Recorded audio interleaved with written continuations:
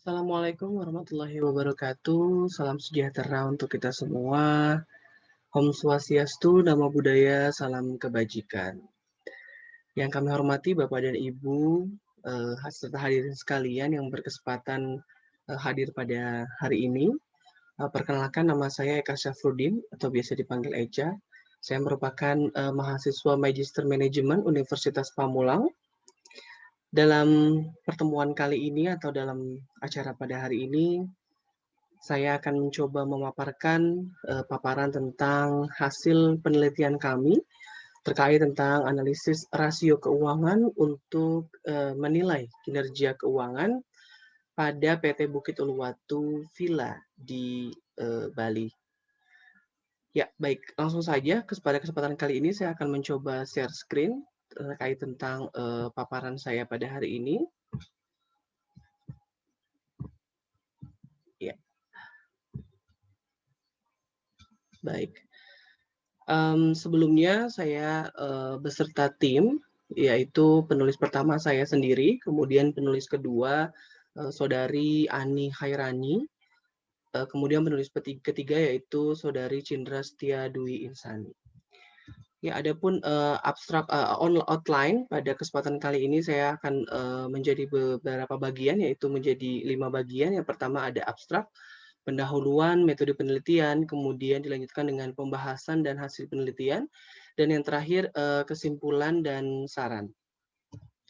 Baik, ini adalah abstrak yang kami ambil, yang kita rangkum gitu ya dari hasil penelitian ini, yang nantinya di sini akan secara singkat menjelaskan gambaran dan juga hasil dari apa yang telah kita teliti bersama-sama.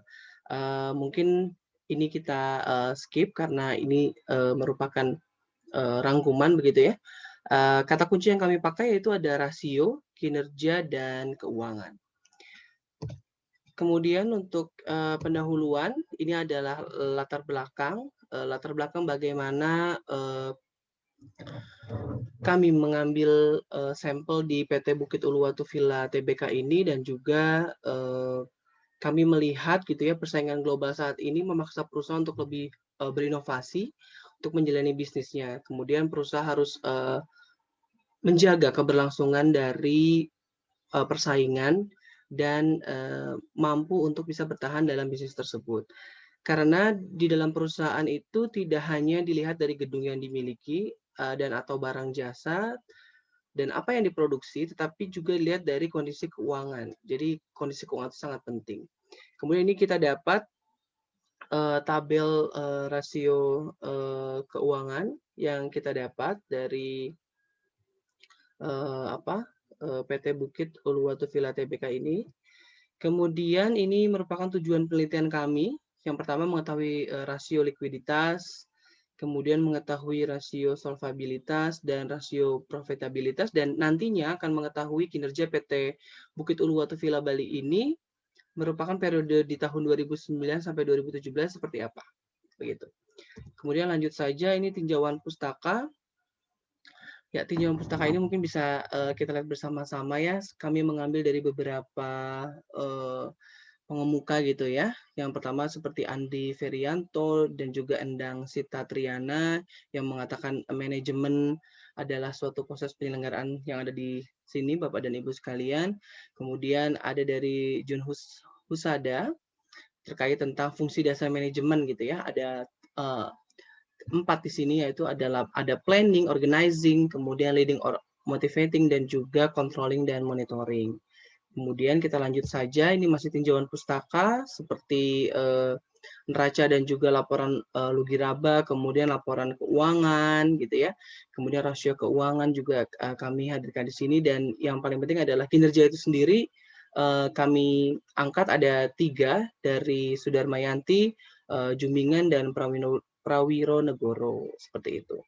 Kemudian langsung saja kepada metode penelitian. Kami mengambil metode penelitian ini jenisnya adalah ex post facto, yang tentunya telah dikemukakan oleh Sofian Siregar pada tahun 2018, yang ada di sini bahwa menyatakan bahwa ex post facto ini adalah penelitian yang melakukan penyelidikan secara empiris dan juga sistematik di mana peneliti tidak mempunyai kontrol langsung terhadap variabel-variabel bebas karena karena fenomena tersebut sukar untuk dimanipulasi gitu ya.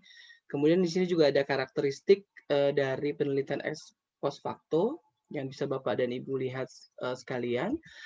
Nah, ini merupakan beberapa statement terkait tentang populasi dan sampel penelitian. Di sini ada dari Sugiono di tahun 2013, kemudian Sugiarto di tahun 2017, kemudian ada terkait tentang sampel, metode pengumpulan data, dan metode dan analisis data. Semua ini selengkapnya ada dalam laporan jurnal kami. Nah, ini adalah contoh rumus gitu ya, rumus yang kita akan gunakan di dalam perhitungan pada penelitian kali ini. Ada rasio likuiditas yang ada current ratio dan juga quick ratio-nya. Kemudian rasio solvabilitas kami pakai debt to asset ratio dan juga debt to equity ratio. Kemudian ada rasio probabilitas gitu ya. Ada kita menggunakan ROE dan juga ROI.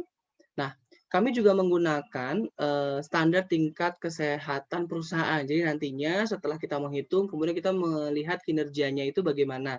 Apakah perusahaan itu sehat atau tidak sehat berdasarkan dari SK Menteri Keuangan nomor 740 KMK tahun 1989. Nah, setelah kami melakukan hal tersebut, kemudian kami melakukan pembahasan dan hasil penelitian. Ya, di sini adalah ringkasan neraca dari PT Uluwatu Villa Tbk yang kami dapat secara resmi tahun 2009 sampai 2017. Di samping itu juga ada ringkasan laporan laba rugi. Dari dua data ini kami olah menggunakan rumus yang telah kami sampaikan tadi, yaitu ada rasio likuiditas. Di sini secara lengkap kami melakukan perhitungan dari masing-masing gitu ya, masing-masing seperti current ratio dan juga quick ratio. Kemudian ini adalah hasilnya tadi yang kita sandingkan dengan hasil penilaian atau berdasarkan SK Menteri Keuangan tadi. Kemudian ini ada rasio solvabilitas, sama seperti tadi kami sandingkan. Kemudian yang terakhir ada rasio profitabilitas, kemudian kami sandingkan kembali begitu Bapak Ibu. Nah, ini adalah ringkasan begitu ya yang telah tadi kami rangkum. Nah, kesimpulan dari hasil penelitian kami yang telah kami lakukan bersama-sama terhadap perusahaan tersebut, yaitu yang pertama adalah pada rasio likuiditas berdasarkan rata-rata tersebut gitu ya. Current rasio yang dihasilkan adalah 98,53% yang menyatakan bahwa perusahaan tersebut kurang sehat. Kemudian pada quick ratio juga dihasilkan rata-ratanya 97,0,5 dan menyatakan kurang sehat. Maka untuk kesimpulan dari rasio likuiditas pada perusahaan ini bahwa perusahaan belum mampu memenuhi kewajiban dalam jangka pendeknya, begitu ya. Kemudian lanjutkan dengan rasio solvabilitas. Debt to aset rasionya 46,06%, debt to equity rasionya 89,08%, maka dapat dikatakan juga bahwa perusahaan belum mampu untuk memenuhi kewajiban jangka panjangnya.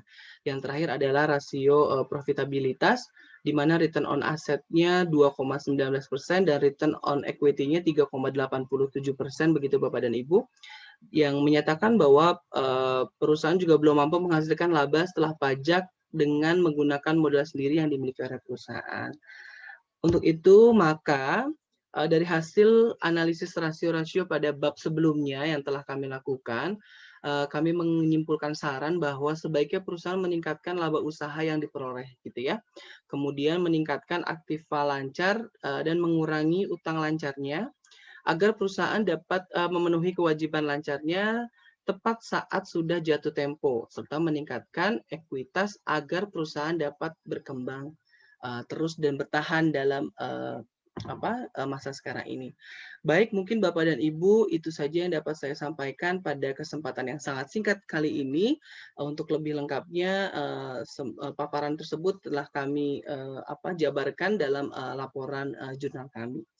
Demikian yang dapat saya sampaikan atas perhatian Bapak dan Ibu. Kami ucapkan terima kasih sekali lagi. Salam sehat selalu. Wabillahi taufik wal hidayah. Wassalamualaikum warahmatullahi wabarakatuh.